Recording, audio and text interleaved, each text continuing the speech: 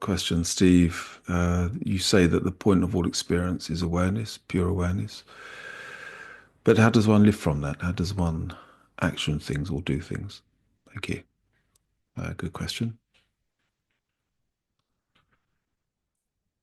You see, from the conceptual point of view, you look at that. You look at what I'm saying. You look at yeah, the doer, the doership, the mind that claims experience. That's how you've lived up until now. It's very conceptual, emotional, self-contracting, and it gives the illusion that from a mental perspective, emotional perspective, that you experience life.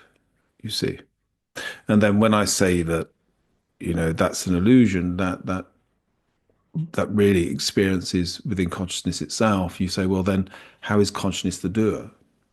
And of course, it's an understandable question because that's what people are coerced to do from when they were young, is to relate from the mental emotional pattern that gives the illusion of experience, what we call the I. And this pattern is known when we meditate. We know that this pattern falls away, and in the absence of the pattern is this open awareness, undifferentiated, indivisible awareness. So it's not a choice of, well, if I'm doing from the mental emotional pattern of contraction, if I'm doing everything from identity, then how do I do it from awareness? You already are. You already are. It's just that where you lose sight of the backdrop being the root source, you're also losing sight that the backdrop is reality, that everything's happening within it. But instead of that, you're getting caught in your small thought that becomes emotional, that becomes self contracting, that becomes the sense of doing, the sense of getting things done. But if you stop and meditate, or just realize that in the backdrop, this knowing is what's actually happening. All of that is happening within the knowing, and the knowing is what's really happening. And from this knowing, one can choose a thought, one can choose an action. But you don't have to separate from it. You don't have to separate from that and get caught up in your head or get caught up in, even worse, your emotional nature.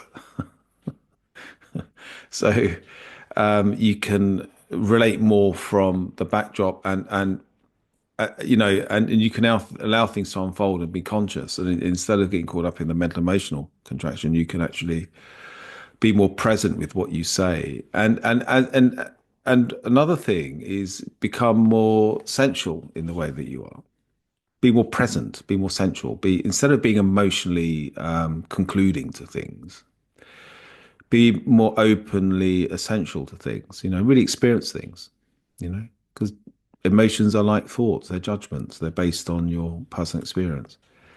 If you let go of that and relate more from a deeper level of intimacy, of awareness, relating from itself, life becomes more interesting. You experience differently, and you get things done more presently. You see, so it's not a choice between doing with the mind emotional pattern and seeing awareness as inert or inactive. Awareness is really pure awareness in relation to its innermost ground of all being is really the only thing that's happening.